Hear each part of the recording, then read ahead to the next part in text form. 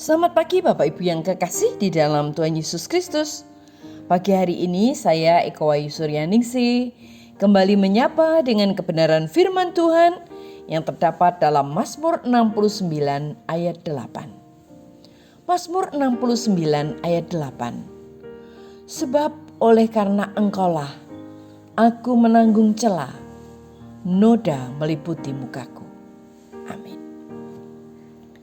Bapak, Ibu, dan Saudaraku, kisah tentang orang yang mengalami ketidakadilan tidak pernah habis. Kita sering mendengar kisah-kisah ini. Ada yang berusaha menjaga hidup bersih, tetapi justru dia disingkirkan. Atau sebagian yang menjaga hidup jujur, malah ditimpa berbagai masalah. Ada juga orang yang mati-matian hidup benar, justru tidak henti-hentinya. Dia harus menanggung cemooh dan hinaan.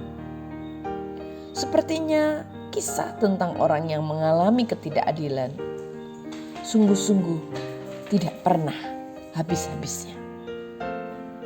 Sedemikian beratkah konsekuensi harus ditanggung oleh orang yang takut akan Tuhan? Sedemikian beratkah konsekuensinya? Bahkan pemazmur pun mengeluhkan derita yang jauh lebih dalam, jauh lebih hebat, jauh lebih dahsyat, dan jauh lebih mengerikan. Semua ini tercermin jelas dari setiap keluhan yang timbul akibat penderitaan yang dialami dan digambarkan oleh pemazmur dengan keadaan diri yang nyaris tenggelam dalam banjir dan rawa. Pemazmur bahkan memohon dalam doa sampai kerongkongannya menjadi kering dan matanya nyeri, sambil mengatakan betapa banyak orang yang membencinya tanpa alasan, termasuk orang-orang terdekatnya. Dan ia menyadari betapa bodoh dirinya di hadapan Tuhan. Namun yang pasti adalah semua derita yang dialami bukanlah sebuah hukuman karena ia telah berbuat dosa kepada Tuhan. Itulah yang menghiburkannya. Ia menanggung semua cela itu justru oleh karena berlaku hidup benar dan takut akan Tuhan. Dan itu adalah karunia. Bapak, Ibu, dan Saudaraku yang kekasih di dalam Tuhan, penderitaan dalam perspektif iman dipakai oleh Tuhan untuk membuat kehidupan kita semakin tahan uji dalam berbagai pencobaan. Ketekunan dalam menghadapi derita menjadi kekuatan bagi yang mengalami hal yang sama agar tidak tawar hati.